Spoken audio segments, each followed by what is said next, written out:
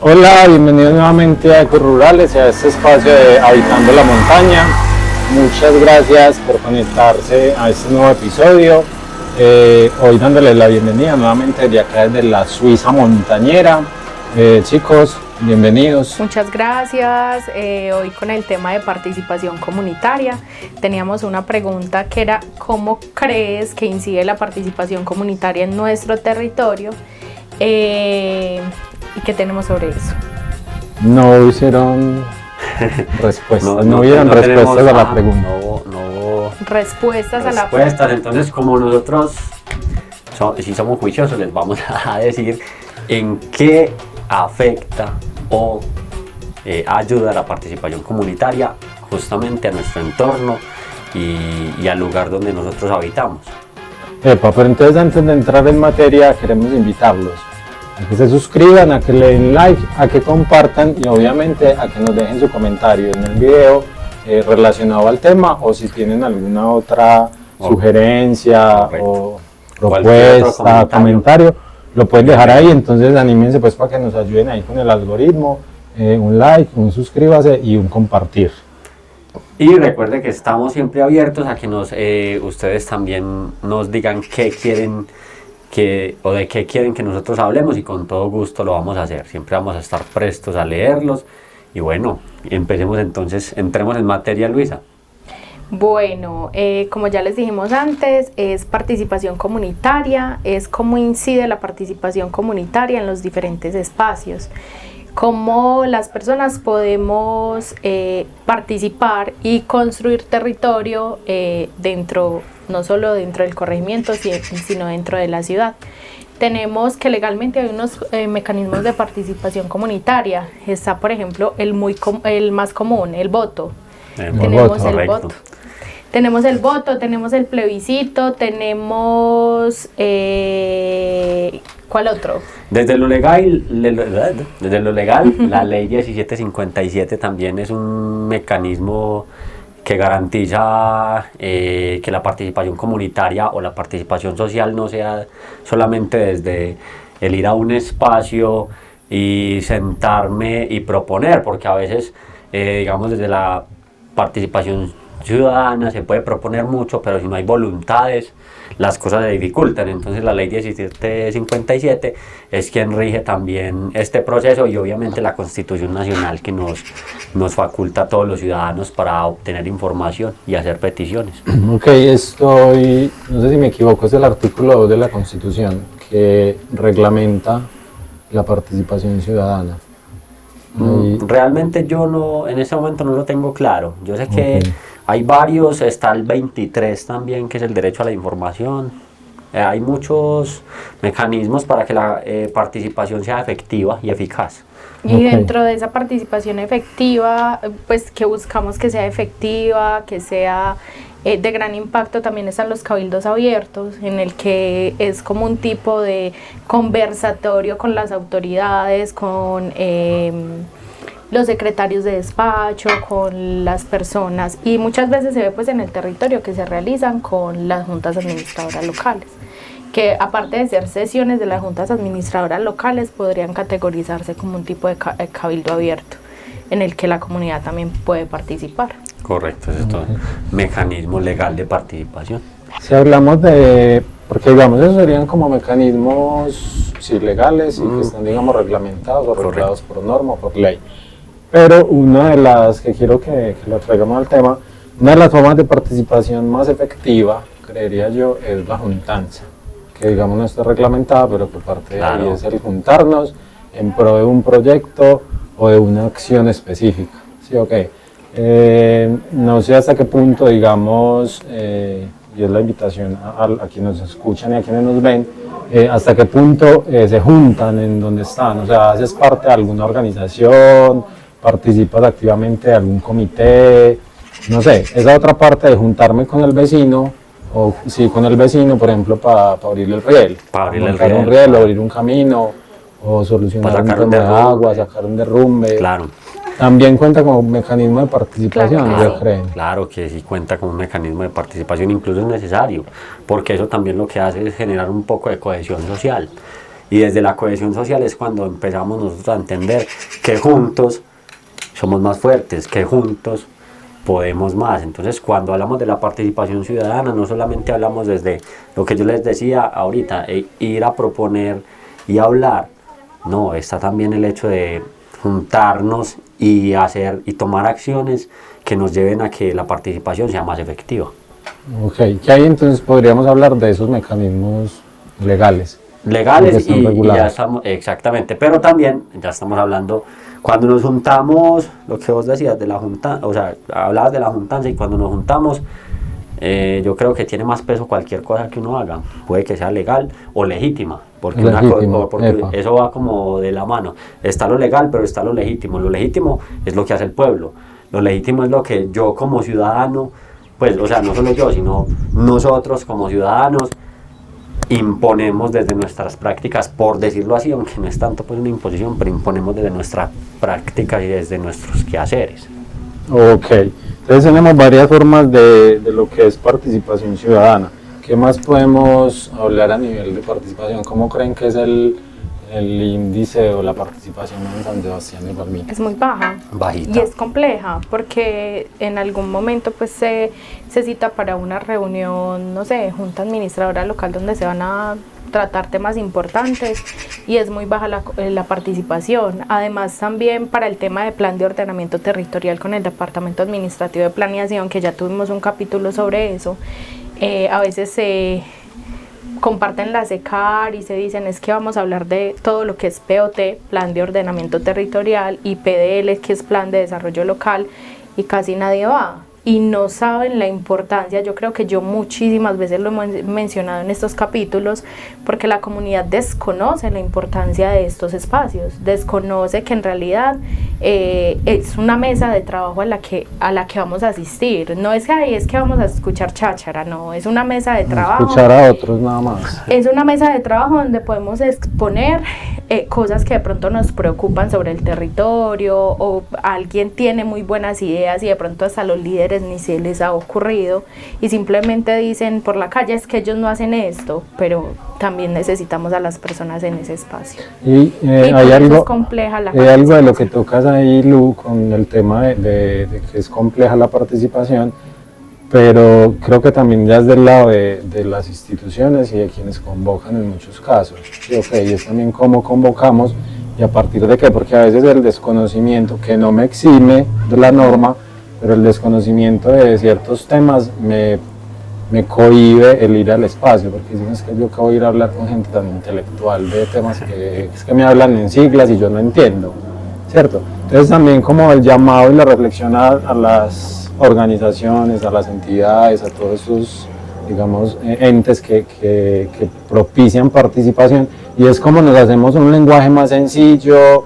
cómo hacemos unas dinámicas realmente más, yo diría que de coquito, o sea, que la gente se involucre y sienta que participa, pero que entienda el ejercicio, que no sea como que ves y allá me estuvieron hablando de unas cosas que no entendí. Que no entendí. Y al final se van y sienten como un sinsabor porque en realidad no pudieron expresar lo que querían, no entendieron si lo que ellos manifestaron si Tuvo algún tipo de incidencia dentro tuvo del incidencia, espacio. exacto. Yo creo, Luis ha mencionado dos cosas que a la vez Mauro refuerza de manera implícita, y es lo que yo entiendo también, es que hay dos aspectos. Uno, que las instituciones perdieron credibilidad ante muchas de las personas, y lo otro es que a veces el desconocer muchos conceptos limita la participación, porque vos lo decías también, yo que voy a ir a escuchar por allá intelectuales hablar de siglas que yo ni conozco, ¿cierto? Y otros dicen, no, esa gente no hace nada, entonces yo para qué voy a ir a planear si al final no se hace nada.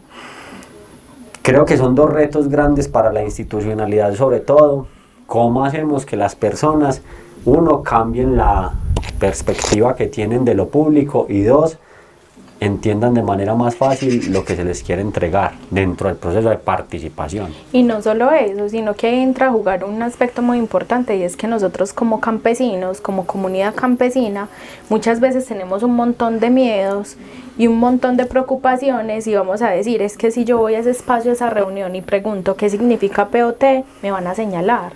Entonces tengo o me voy a sentir como un ignorante, bruto. que sí, el bruto que no sabe qué es. Entonces no es decir, es que si voy y pregunto qué significa esto, me voy a sentir como un ignorante. No, esos espacios precisamente están para eso, para aprender sobre cómo se desarrolla un territorio, para aprender cómo funciona, y las personas más ignorantes son las que no preguntan. Y no solamente para aprender, sino para decidir. La participación ciudadana normalmente hay ocasiones que no sucede así, pero normalmente está para decidir los procesos, porque recuerden que al final las personas somos los que tenemos que decidir el rumbo del país en el que estamos, del lugar en el que vivimos, y allí es donde entra la participación, no solamente para aprender, sino para decidir. Entonces aprovechamos con algo que le hemos venido reiterativamente, pues en varias ocasiones, en reiteradas ocasiones, los hemos estado invitando a espacios como es el espacio de el POT, ¿cierto? Que sabemos que está en revisión. El martes precisamente hay una reunión de eso, pero así es con los líderes. Con líderes, están invitando a líderes, pero igual hay espacios donde se abre para la comunidad. Pero no importa, no es que se abre para... No. Totalmente en desacuerdo con lo que ustedes dicen. Si quieren ir el martes, vayan. También. Que a nadie se le puede impactar la participación en ningún lado. Sí, porque... El que quiera ir, vaya, y menos en lo público. Hay que hacer valer nuestros derechos. Y a eso voy. Ir, van.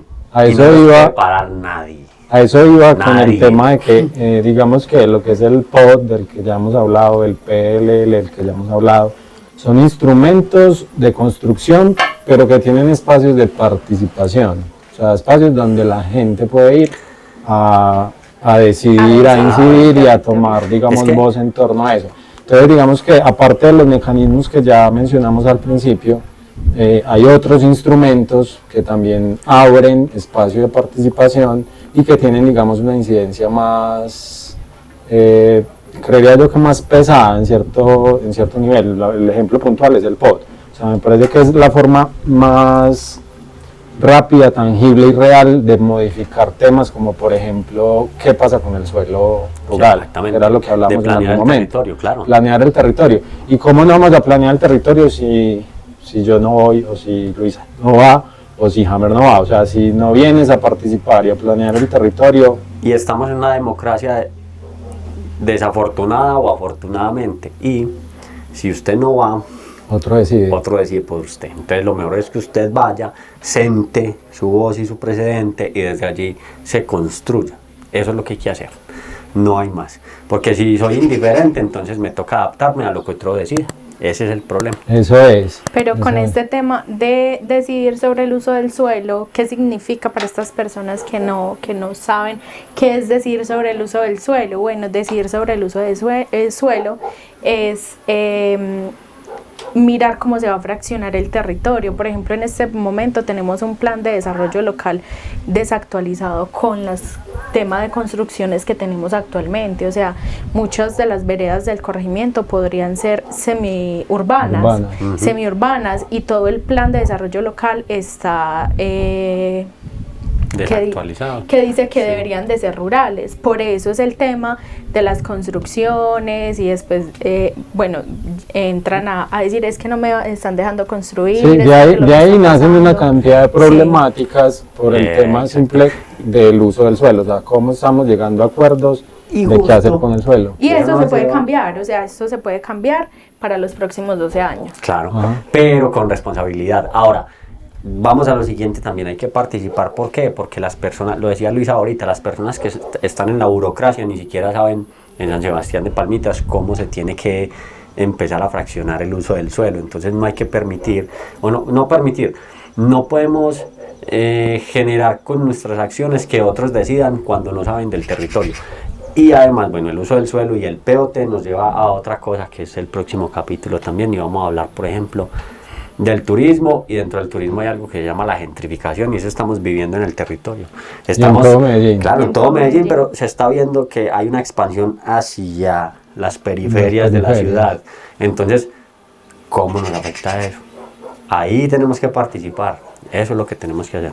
Entonces ya saben que nuevamente participen del POT, participen del PL, que son los instrumentos que están actualmente, digamos, en proceso de revisión y de construcción, y que ahí es donde realmente su voz puede dejar huella en el territorio y pues obviamente construirnos juntos. Y lo que dice Hammer es muy cierto, o sea, no tenemos que esperar a que alguien por allá en una oficina decida si el suelo acá es para vivienda o si es para uso rural o para lo que sea, mientras que quienes estamos acá, que sí estamos en el territorio, que sí vemos la realidad, somos quienes debemos llegar a acuerdos y decidir qué se vuelve semiurbano, qué se vuelve urbano, qué se mantiene rural, qué es reserva, qué no es reserva, y obviamente pues a partir de esa construcción conjunta es que realmente se logra, digamos, resultados concretos. Correcto. Eso es como la invitación nuevamente, entonces muy atentos a esos espacios, por allá esperamos verlos muy activos con sus ideas y su participación.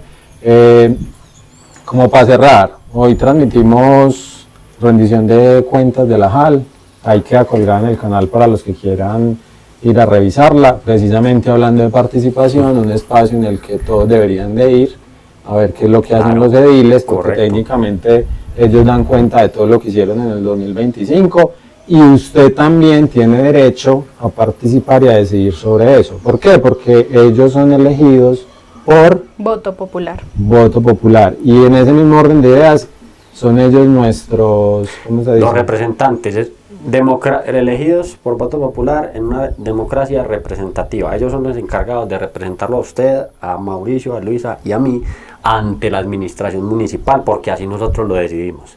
Entonces, yo como mínimo a mi representante tengo que ir a hacerle una veeduría a ver qué es lo que está haciendo. Hacerle un seguimiento, cómo va, qué hizo el año pasado, qué gestionó. Recuerde, si va o no a las sesiones. Los curiosos, ahora que estamos hablando de participación ciudadana, la ley 136 es la que regula el tema de los ediles. El que sea curiosito, vaya y le da una miradita, cuáles son las obligaciones de los ediles dentro de los corregimientos.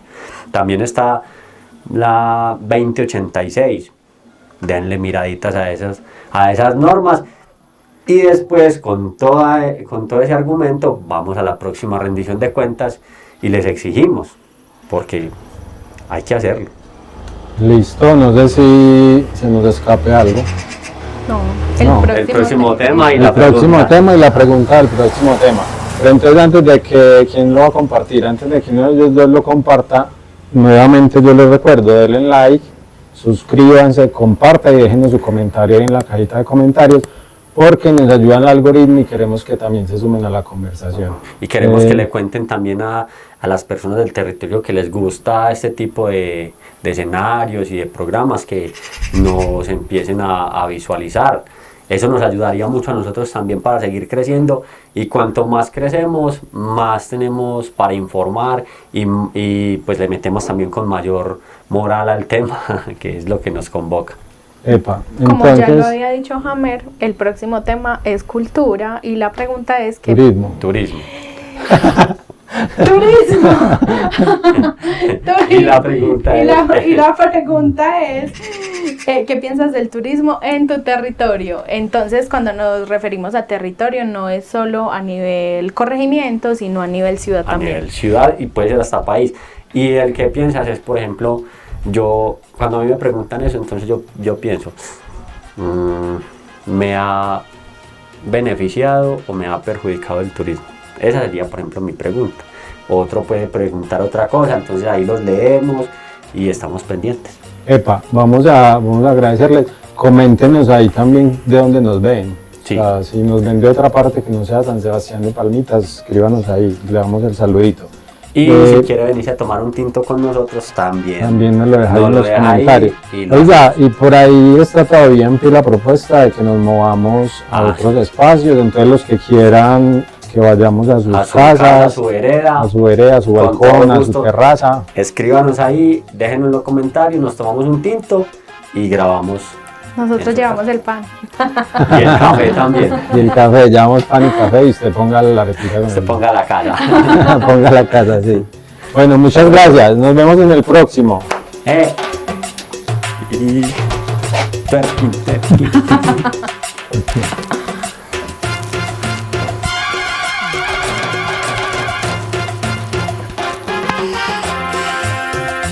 Duro, ¿cuánto grabó? ¿Cuánto dice eso? 21.